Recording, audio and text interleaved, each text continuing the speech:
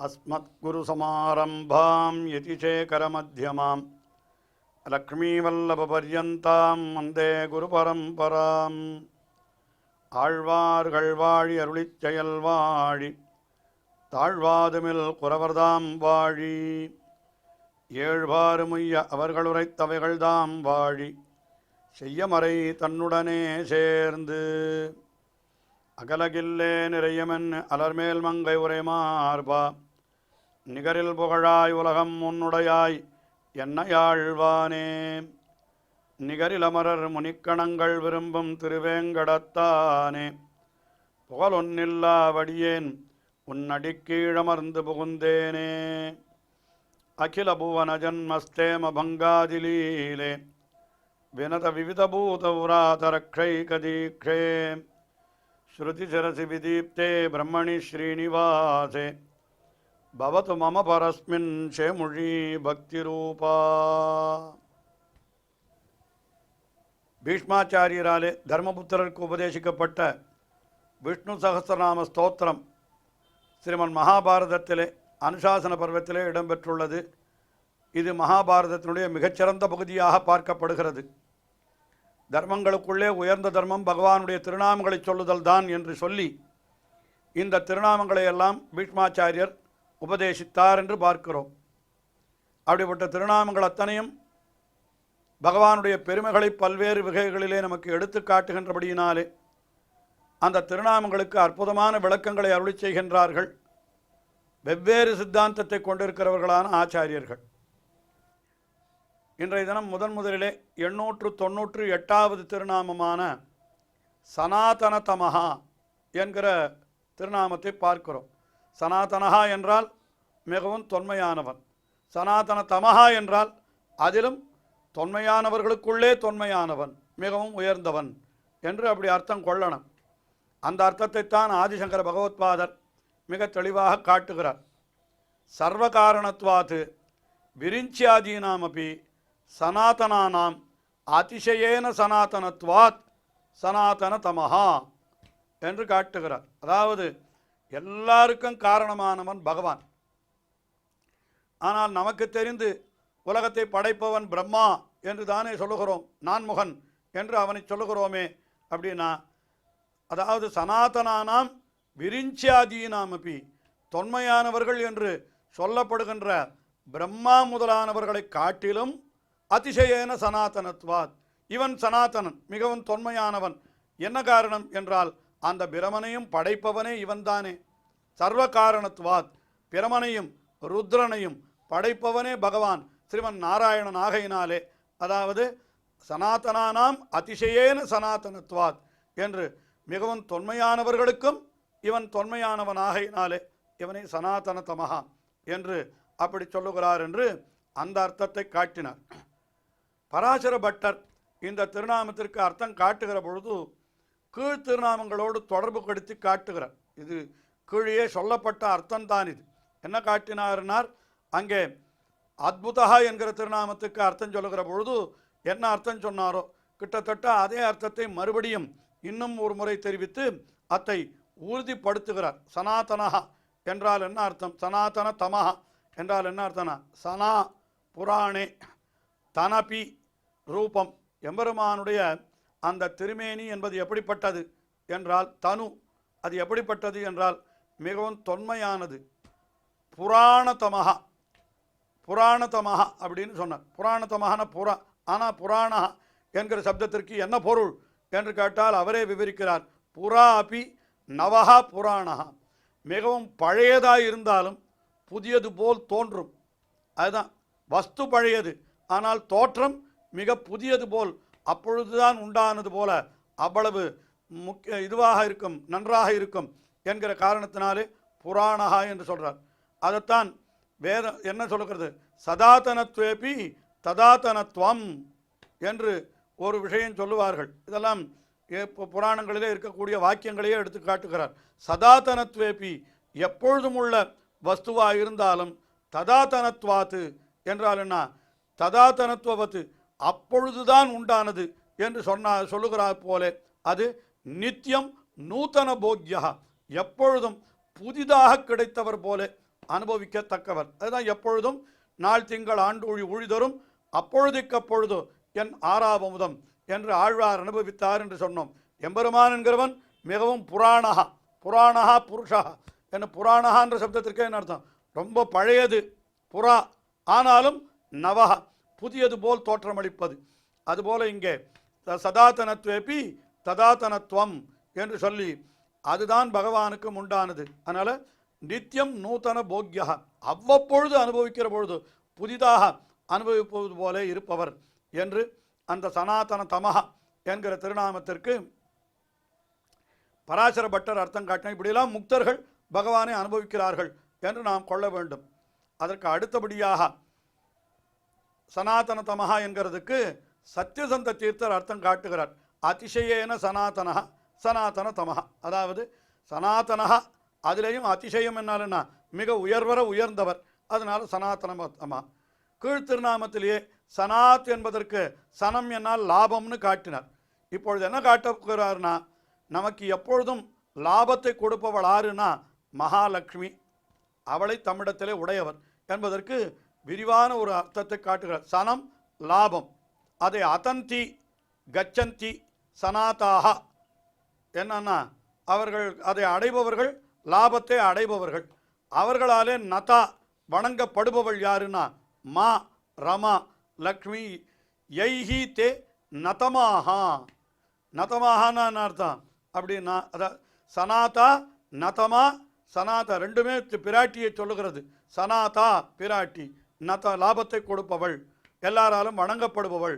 அப்படிப்பட்ட லக்ஷ்மியை யஸ்மாதிதி தான் கொண்டிருக்கிறபடியினாலே சனாதன தமஹா சனாதா நதமா யஸ்மாதிதி என்று இப்படி விசேஷமாக சப்தங்களை உடைத்து தமக்கே உரிய பாணியிலே அற்புதமான ஒரு அர்த்தத்தை காட்டுகிறார் சத்யசந்த தீர்த்தர் சனாதன தமஹா என்கிற திருநாமத்திற்கு. அடுத்தபடியாக 899வது திருநாமம் கபிலஹா என்பது. கபிலஹா என்னால் அதாவது அந்த கபில வர்ணம், அதாவது ஒரு விதமான நிறம், அது அந்த நிறத்தை உடையவன் பகவான் என்று சொல்லப்பட்டிருக்கிறது. அதற்கு ஆதிசங்கர பகவத்பாதர் அர்த்தம் காட்டுகிற பொழுது படபானலஸ்ய கபிலவர்ணஹா இதி தத்ரூபி கபிலவர்ணஹா என்று சொல்லுகிறார். அதாவது கடலினுடைய நடுவே சில நெருப்பு கொழுந்து தெரியுமா நமக்கு. அதற்கு புராணங்களிலே என்ன பெயர் வைக்கப்பட்டிருக்கிறதுனா படபாக்னி என்று பெயர் வைத்திருக்கிறது. படபாக்னி என்றால் என்ன? அதாவது படவானலம் என்று அதற்கு பெயர். கடலிலே போய், கடல் என்கிறது தண்ணீர், அதிலே நெருப்பு உண்டாகுமோ என்னால் அப்படியும் சில இடங்களிலே தோற்றம் தெரிகிறதாம். அந்த நிறத்தை உடையவன் பகவான்.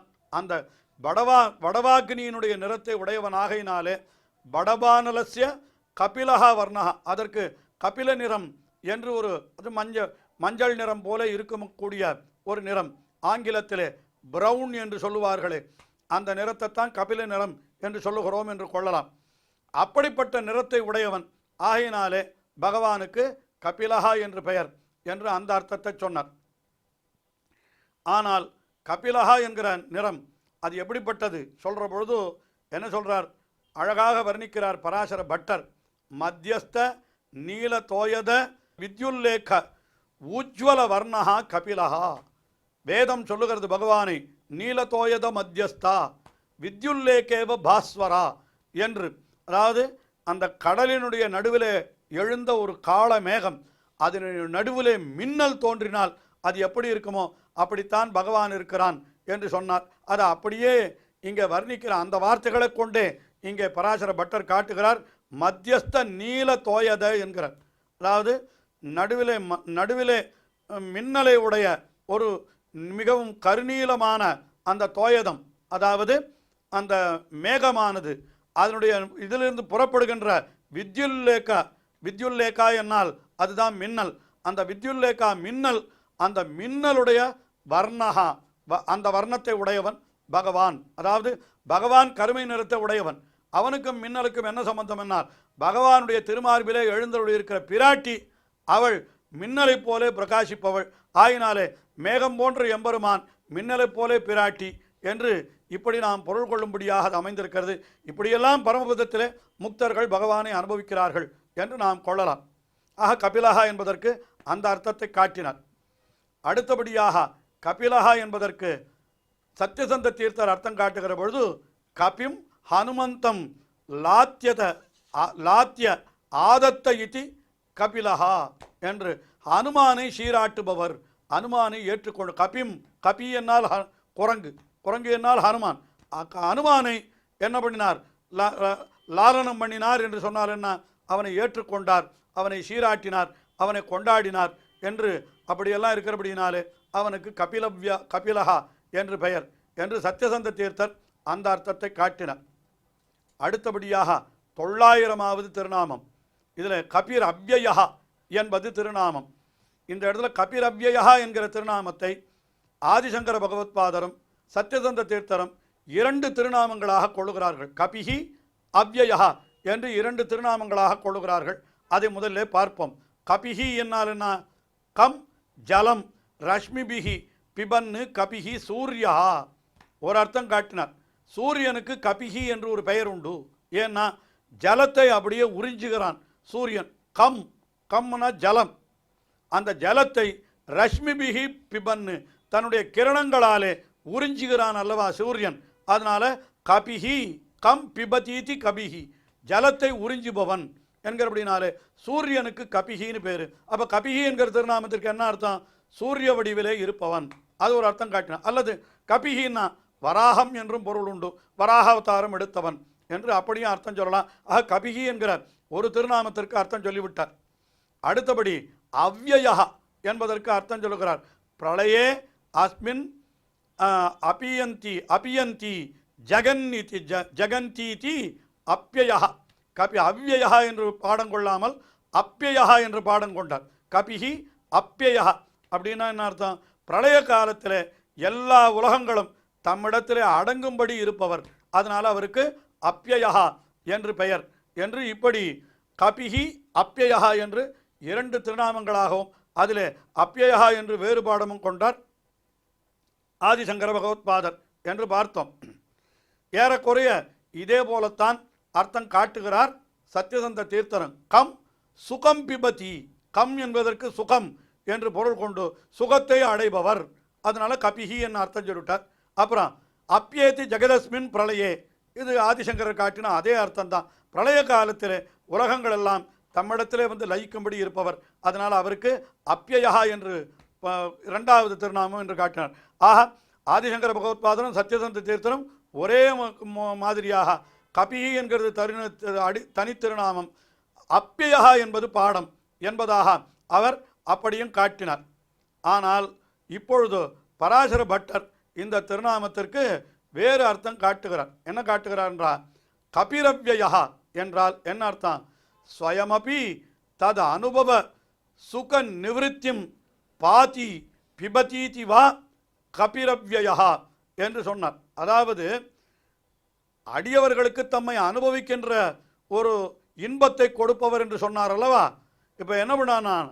தானும் அந்த அடியவனை அனுபவிக்கிறான். ஸ்வயமபி தன் அனுபவ சுக நிர்விருத்தியும், அந்த அனுபவ சுகம் இருக்கிறதே, அதாவது தன்னுடைய அடியவன் தன்னை அனுபவிக்கின்ற சுகம், அப்படிப்பட்ட அந்த சுகத்தை பாதி பிபதி என்னால் தானும் அதை காப்பாற்றி தாமும் அனுபவிப்பவர். அதாவது அடியவர்கள் தன்னை அனுபவிக்கிறார்கள், தன்னை அனுபவிக்கின்ற அடியவர்களை தானும் அனுபவிக்கிறான். இது வேறு விதமாகவும் சொல்லப்பட்டுகிறது.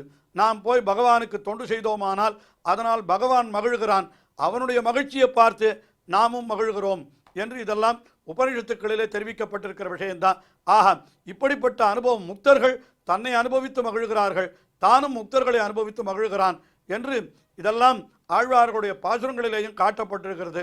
அப்போ தது அனுபவ சுக நிர்விருத்தியும் என்ன, அந்த அனுபவ சுகத்தை அழியாமல் அடியவர்களுக்கும் கூட அழியாமல் காப்பாற்றி கொடுத்து அவர்களை தானும் அனுபவிப்பன் என்று இப்படி உயர்ந்த அர்த்தங்களை காட்டுகிறார். இது போன்ற பகவானுடைய திருநாமங்கள் இன்னமும் தொடர்கின்றன. தொடர்ந்து அனுபவிப்போம். ஸ்ரீயக்காந்தாய கல்யாண நிதயே நிதயேர்த்தினாம் ஸ்ரீவேங்கட நிவாசாய ஸ்ரீனிவாசாய மங்களம். ஸ்ரீமத் சுந்தரஜாமா திருமுனிமானசவாசினே சர்வலோக நிவாசாய ஸ்ரீனிவாசாய மங்களம்.